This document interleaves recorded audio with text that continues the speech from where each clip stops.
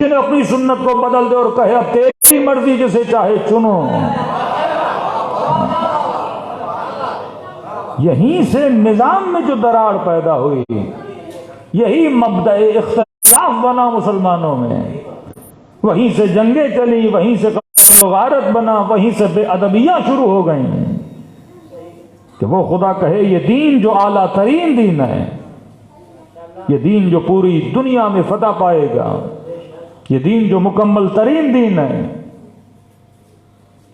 اس دین کی شان میں مسلمان قصیدے پڑھے، لیکن جب دیکھے تو دنیا میں سب سے زیادہ ذلیل مسلمان نظر آئے،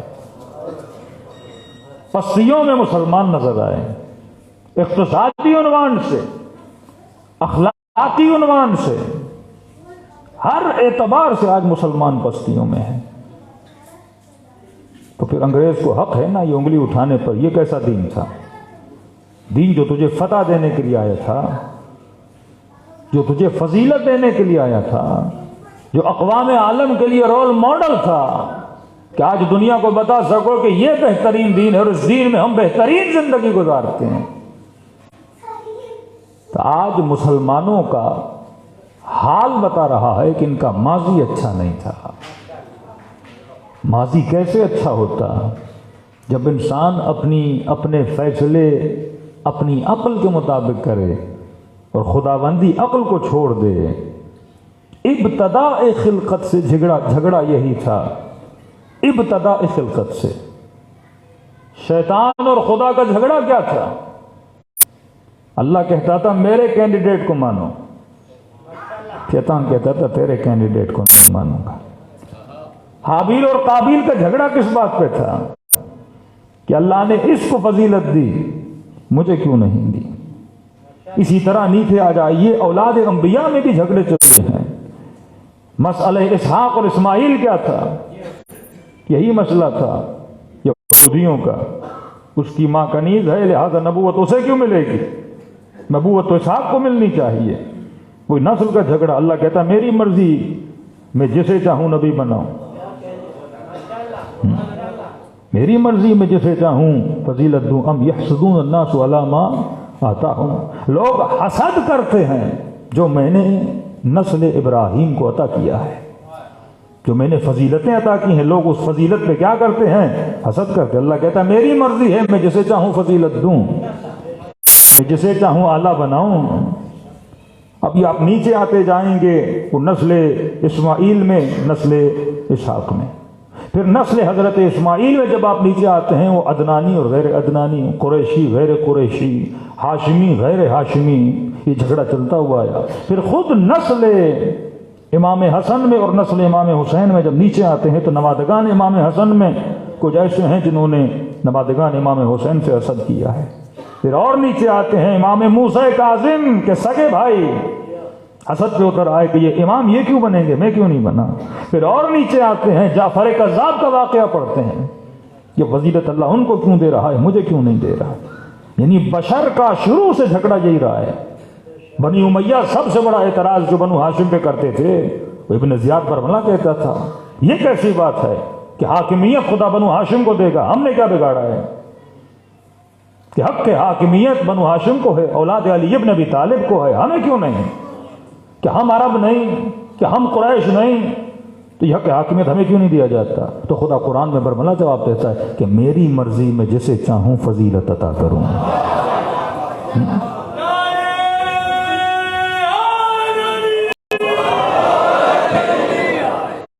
میری مرضی ہے میں جسے چاہوں ولایت عطا کروں. تجھے بادشاہت لگتی ہے، تجھے نسل پرستی لگتی ہے، تجھے جو لگتا ہے لگتا رہے، میری مرضی ہے. ہاں میں نے جسے یہ مقام عطا کیا ہے اگر اس میں کوئی کمی ہے تو تم اعتراض کر سکتے ہو. اگر میں علی کو مقام ولایت دے رہا ہوں، تجھے علی کا علم کم لگ رہا ہے تو اعتراض کر سکتے ہو، علی کی حکمت کم لگ رہی ہے تو اعتراض کر سکتے ہو، علی کی شجاعت کم لگ رہی ہے تو اعتراض کر سکتے ہو. ہاں میں نے علی کو ولایت دی ہے، اگر تیرے پاس علی سے بہتر ہے تو کینڈیڈیٹ لا کر دکھا.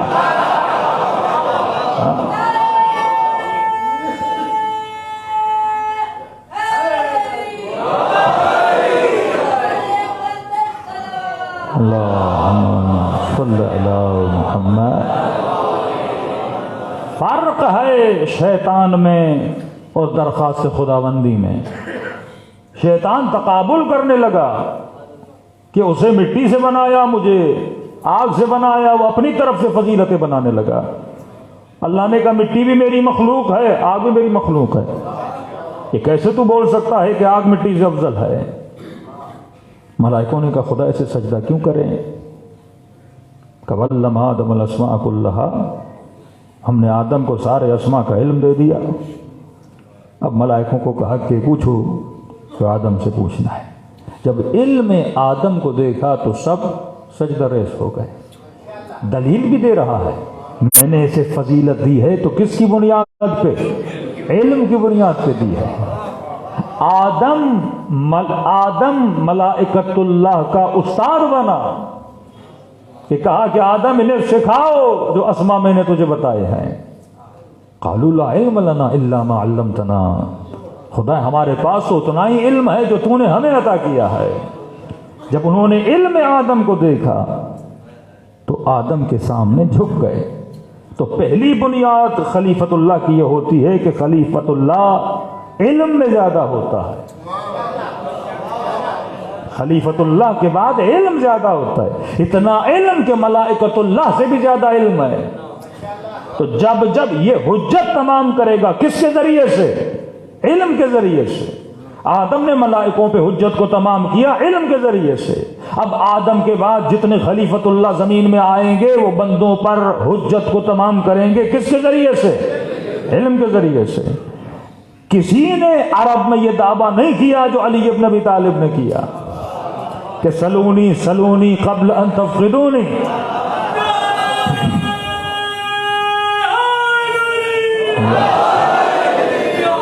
پوچھو جو کچھ علی سے پوچھنا ہے۔ کس کے لیے رسول نے کہا کہ انا مدینۃ العلم وعلی وابھا، میں شہر علم ہوں، دروازہ کون ہے؟ علی ابن ابی طالب ہے۔ وقت کا حاکم ہے، لیکن جب مشکل پڑتی ہے تو مشکل کشا کے پاس جاتا ہے۔ وہ دور جناب ابا بکر کا ہو یا جناب عمر کا ہو، دونوں ادوار میں جب مشکل پڑی، کوئی بھی علمی ایک مسئلہ نہیں، جا کے کتب کو کھولیے۔ مثلا ایک مثال کے طور پہ ذکر کر رہا ہوں، ایک خاتون تھی، اس کو بدکاری میں پکڑا گیا، حاکم نے سزا سنائی، اسے سنسار کیا جائے۔ اسے لے جا رہے تھے، علی بن ابی طالب کی نگاہ پڑی۔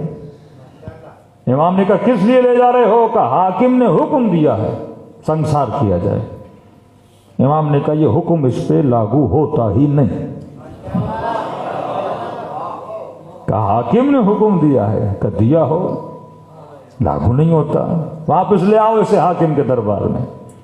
جب لے آئے تو انہوں نے کہا علی نے بولا ہے حکم صحیح نہیں ہے۔ تو وقت حاکم نے کہا کہ علی کیسے بول سکتے ہیں حکم صحیح نہیں؟ قرآن کی آیت ہے، جو ایسے فاحشہ اور بدکاری میں مبتلا ہو اسے سنسار کیا جائے۔ امام نے کہا حکم قرآن میں حکمتیں ہوتی ہیں۔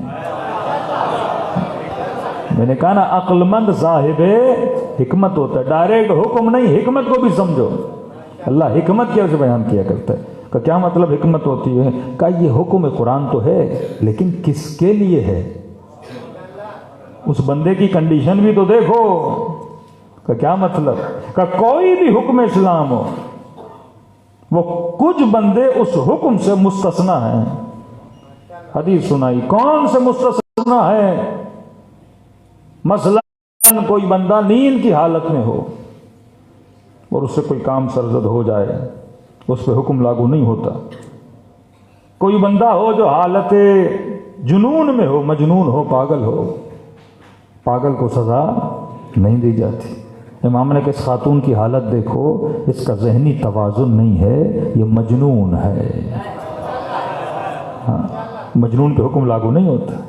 امام جواد کے زمانے میں حکما پریشان تھے، چور کو جب سزا دی جائے تو ہاتھ کو کہاں سے کاٹا جائے؟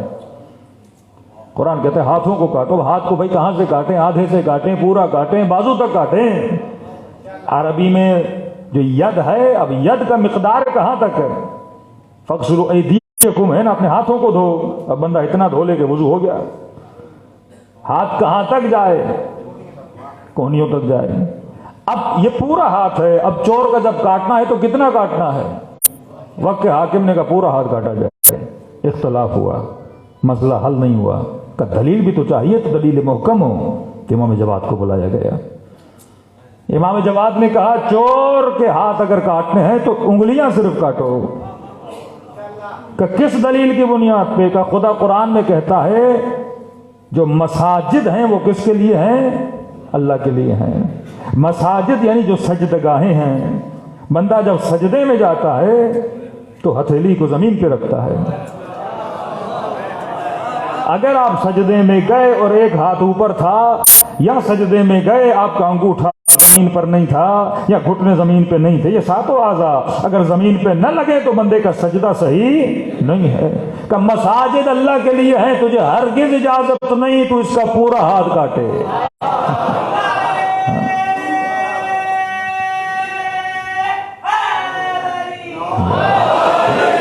तुझे इजाजत है सिर्फ इसकी क्या काटे? उंगलियां काटे।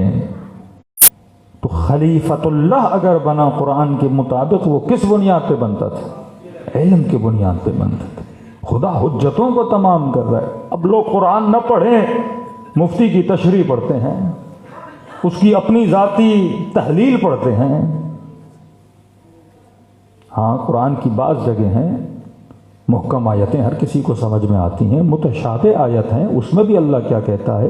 फसअलू अहल ज़िक्र इन कुंतुम ला तालमून। अगर तुझे पता नहीं उससे पूछो जो इस जिक्र का क्या है? अहल है। इन्नहु लकुरआनुन करीम फी किताबिन मकनून। ये कुरान करीम है और ये किस में है? किताबे मकनून में है। ला यमस्सुहु इल्लल मुतहहरून। इस किताब मकनून को कोई मस नहीं कर सकता सिवाय मुतहरून के। अल्लाह हिंट दे रहा है। अब मुसलमान का काम है ढूंढे कि मुतहरून कौन है। अब मुफ्ती बोल लेगा मुतहरून वो हैं जो वुजू करके कुरान पढ़ें। तो आओ वुजू करके और कुरान खोलो, समझ में आएगा। एक बंदा अलिफ बे नहीं पढ़ा, पहले तो जाके अलिफ बे का पारा पढ़े, तो कुरान तो बगैर अलिफ बे के पढ़ा नहीं जाता। बात तो वुजू की है ही नहीं। और नहीं, मैं वुजू करके आऊंगा और कुरान पढ़ूंगा और ऐसे ही आ जाएगा। तो ये किताब मकनून जो है, कभी इमाम मुबीन कहता है, कभी किताब मकनून कहता है, इसे कोई मस नहीं कर सकता किताब मकनून को। जो इसकी हकीकत वाली तफसीर है वो तुझे कौन बताएगा? वो बताएंगे जो ला यमस्सुहु इल्लल मुतहहरून है। कौन है ला यमस्सुहु इल्लल मुतहहरून? तो खुद इशारा किया, इन्नमा युरीदुल्लाह लयुज़हिबा अन्कुम अर्रिज्स अहलल बैत व युतहिरकुम तत्हीरा। इशारा खुद दे रहा है। ये वो हैं जिनको मैंने क्या बनाया? पाक व ताहिर बनाया।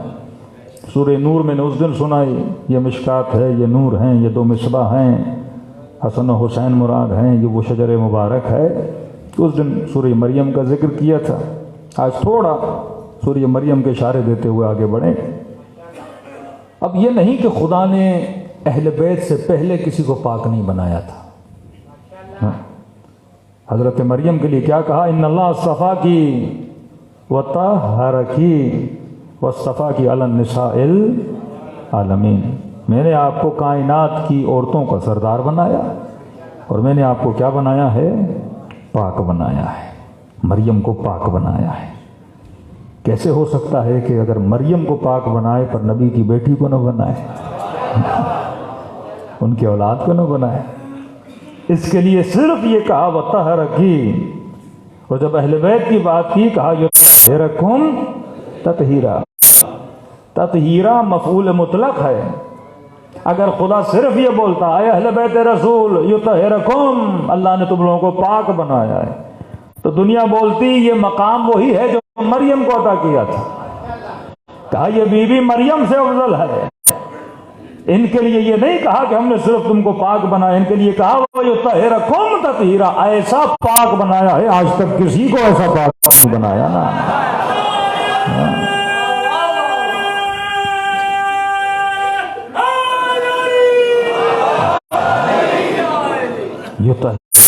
تطہیرا ہے، یعنی تم میں سے ترک اولا بھی کوئی نہیں کر سکتا۔ یہ مقام ہم نے تم اہل بیت کو کیا کیا ہے؟ عطا کیا ہے۔ میں نے کہا سورہ مریم کی جو مریم ہے وہ امت مصطفیٰ کی فاطمہ ہے، سورہ مریم کے جو زکریا ہیں وہ ہماری امت کے محمد ہیں، سورہ مریم میں جو حضرت یحییٰ ہیں وہ اس امت کے حسین ہیں۔ ہاں یہ اللہ، سورہ مریم کے جو حضرت مسیح عیسیٰ ہیں وہ اس امت کے امام زمانہ ہیں، کہ نبی فرماتے ہیں الساع بالساع۔ کہ اللہ ذکر کیوں کرتا ہے؟ کیونکہ اللہ نشان امتیں وہی کرتی ہیں جو پچھلی امتوں نے کیا ہے۔ جو کچھ بنی اسرائیل نے کیا وہ سب کچھ میری امت کرے گی۔ بنی اسرائیل نے ہارون کا انکار کیا، امت محمد نے علی کا انکار کیا۔ عجیب ہے، نبوت کا سلسلہ آیا موسیٰ تک، موسیٰ کے بعد نبوت کا سلسلہ چلا نہیں، اولاد موسیٰ میں نبوت نہیں ہے۔ پھر نبوت کس سے چلی؟ اولاد ہارون سے چلی۔ یہاں نبوت کا سلسلہ حضرت رسول پہ ختم ہوا، امامت کا سلسلہ کس سے شروع ہوا؟ ہارون سے شروع ہوا۔ ہارون کے 12 جانشین ہیں، یعنی یہ کہوں حضرت موسیٰ کا پہلا جانشین کون ہے؟ ہارون ہے۔ حضرت موسیٰ کا آخری جانشین کون ہے؟ عیسیٰ ہے۔ ہمارے نبی کے پہلے جانشین کون ہیں؟ علی مرتضیٰ ہے۔ کیا کہا؟ یا علی انت منی بمنزلت ہارون من موسیٰ، اے علی تم اس طرح ہو جیسے موسیٰ کے لیے ہارون تھا۔ الا انہ لا نبی بعدی، بس فرق یہ ہے میرے بعد کوئی نبی نہیں، لیکن تو ایسے ہی ہے جیسے موسیٰ کے لیے ہارون تھا۔ امت موسیٰ کا پہلا جانشین ہارون ہے، امت محمد کے پہلے جانشین مثل ہارون علی ابن ابی طالب ہیں، امت موسیٰ کا آخری جانشین عیسیٰ ہے جو آج بھی زندہ ہے، پردہ غیب میں موجود ہے۔ امت محمد کا آخری جانشین امام زمانہ جو آج بھی زندہ ہے اور پردہ غیب میں موجود ہے۔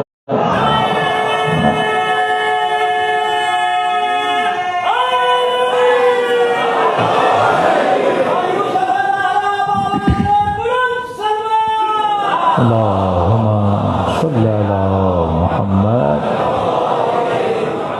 وعجل فرجہم۔ اور اس سے زیادہ خدا نشانیاں کیا بتائے؟ مسئلہ یہ کہ مسلمان تورات اور انجیل نہیں پڑھتا، قرآن کی کئی چیزیں سمجھنے کے لیے تورات پڑھنا ضروری ہے۔ مثلا امام حسین کو زیتون کہا، انبیاء ما قبل میں بھی اللہ یہ مثالیں دیتا ہے، یہ مثال کیونکہ مدینے میں یہودی بھی رہتے تھے، کئی آیت خدا اشارتاً بیان کرتا تھا تاکہ یہودیوں کے لیے کیا رہے؟ نشانیاں رہیں۔ تورات اور انجیل میں بھی خدا ایسی قسمیں کھاتا ہے۔ اس درخت کا بہت پرانا ربط ہے، درخت زیتون کا۔ اب جب چیزوں کو پڑھیں گے، جب سلسلے روایات کو اور سلسلے تاریخ انبیاء کو انسان پڑھے گا تو قرآن سے فضیلتیں نکھر کر باہر آ جائیں گی۔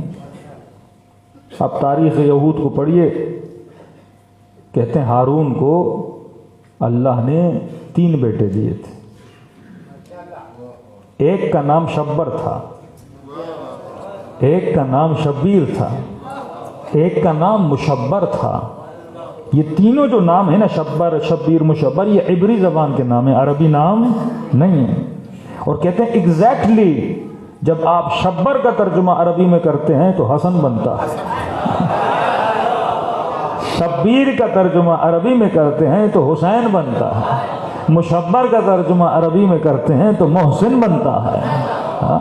اور کیا نشانیاں دے کہ خدا کہتا ہے حبیب ہم نے تمہارا ذکر کتب بنی اسرائیل میں کیا ہے، توریت میں ہم نے تمہارا ذکر کیا ہے، اور توریت میں نبی کا نام ہے فارقلید، لفظ آیا ہے باقاعدہ۔